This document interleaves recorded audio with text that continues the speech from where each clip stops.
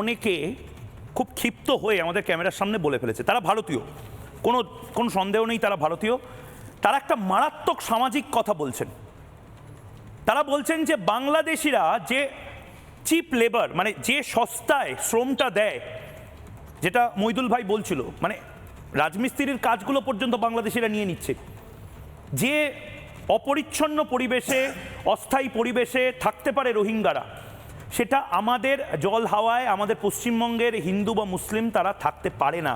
অত অপরিচ্ছন্নভাবে, অত হিংস্রভাবে তারা থাকতে পারে না। আমি আমার অপর প্রতিনিধি এলিনা একটি ছেলের প্রতিক্রিয়া নিয়েছে, সেটা শুনুন, আপনিও শুনুন এবং তারপর আপনার প্রতিক্রিয়াটি নেব। শুনুন।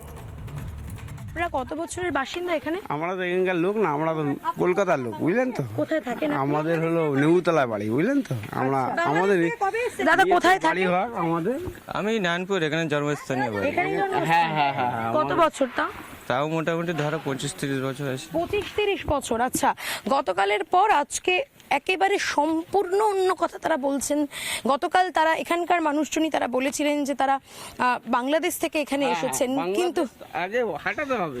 কেন বাংলাদেশটা? বাংলাদেশ এখানে চলবেই না, ধরতে গেলে আমাদের এখানে ইন্ডিয়ার মধ্যে চলবেই না আমাদের বাংলাদেশে। কালকেই তো আপনাদের এখানকার মানুষজনই, মাসুদ বস্তির মানুষজনই বলেছিল চলবেই না ধরতে গেলে। দিদি ভাই আমরা বলছি তো, ভালোগুলোতে যেগুলো কাজ করছে, যারা সবকিছু চলছে তাদের রাখতে হবে। যাদের কাজকর্ম এখানে করছে তাদের তো রাখতে হবে।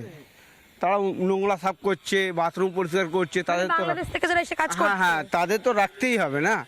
এই যেমন ক্যাচড়া যত ভ্যাট প্যাট যখন যা আছে, আপনারা কত বছর আগে এসেছেন? এখানে ধরলাম আমাদের 10 থেকে 15 বছর হয়ে গেছে। বাংলাদেশ থেকে এসেছেন? না, বাংলাদেশ আমার নিয়ে এসতুনি বাড়ি এখানে। আচ্ছা, তাহলে আপনি যেমনটা বলছেন যেখানে যারা কাজ করে বাংলাদেশ থেকে এসে, নিশ্চয়ই তাদের আপনিও চেনেন, দেখেছেন? না না, তাদের তো দেখিনি, মানে কি সবসময় তো দেখছি ওরা কাজকর্ম সবাই করছে, তাদের তো আর সবসময় দাঁড়িয়ে কাজকর্ম নিশ্চয়ই করবে, নিশ্চয়ই নয়, কিন্তু তাদের কাছে নোংরার কাজ তো কেউ করবে না।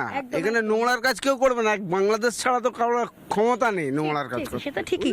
দাদা বলছি, এই যে যারা এসেছেন তাদের কাছে কি বৈধ কোনো ডকুমেন্টস রয়েছে? হ্যাঁ আছে, আছে, কেন নেই।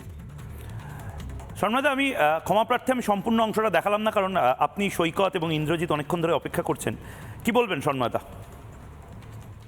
না, আমার প্রথমত যে কথাগুলো মনে হচ্ছিল আজকে, প্রথমত সিদ্দিকুল্লাহ চৌধুরীর পার্টটা একটু ছুঁয়ে নি। সিদ্দিকুল্লাহ চৌধুরীকে ডোন্ট ট্রাস্ট। রামলীলা ময়দানে কি বলেছেন কদিন আগে? এনআরসি সিএ আন্দোলন নিয়ে ধর্মতলা তার ভূমিকাটা কি ছিল? আসলে কোন একটা গিভ অ্যান্ড টেকের ব্যাপারে, দাবি দেওয়ার ব্যাপারে মমতা বন্দ্যোপাধ্যায়ের সঙ্গে বার্গেনিং করার জন্য তিনি সমর্থন করেছেন। আমি নৌসাদের ইস্যুটাকে সমর্থন করতে পারি। নৌসাদ খুব লজিক্যালি এখানে দাঁড়িয়ে দাঁড়িয়ে বসে কথা বলছেন। আমার খালি আজকে মনে হচ্ছিল বসে, আমি তোমার প্রথমত ধন্যবাদ জানাবো যে অন্তত সংবাদ মাধ্যম হিসেবে তোমরা যে বিভিন্ন স্পটে গিয়ে গিয়ে গিয়ে মানুষকে জিজ্ঞেস করছো, প্রশ্ন করছো। এই ছেলেটি, যুবকটি একটা কথা বলছিল, খেয়াল করেছো? বলছে নোংরা কাজ বাংলাদেশের লোক ছাড়া তো কেউ করবে না।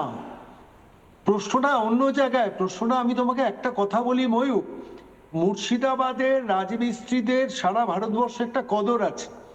সেই মুর্শিদাবাদের রাজমিস্ত্রির কাজ যে মানুষগুলো করেন, গরিবের থেকেও গরিব মানুষগুলো, সেই মানুষগুলোর জীবিকাতে কিন্তু টান পড়ছে। তথাকথিত যারা শহুরে ইন্টেলেকচুয়াল, যারা এসআইআর বিরোধিতার কথা নাম মানছেন, বলছেন, তারা কিন্তু এই পার্টিকুলার অ্যাঙ্গেলটাকে চিন্তা কখনো করছেন না, কোনোদিন চিন্তা করেননি। আমি আজকে আরেকটা কথা বলবো যে এই বাংলাদেশি অনুপ্রবেশকারীদের হয়ে অনেকে গলা ফাটাচ্ছে। এখানে আমার খুব সেন্সিবল একজন বামপন্থী বন্ধুকে পেলাম, সৈকতকে।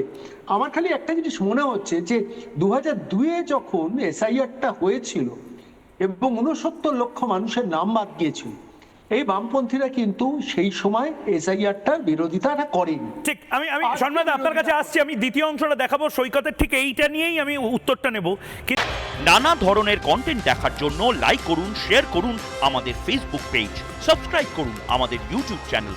পাশাপাশি অন্যান্য ব্রেকিং নিউজের জন্য অবশ্যই চোখ রাখুন রিপাবলিক বাংলায়।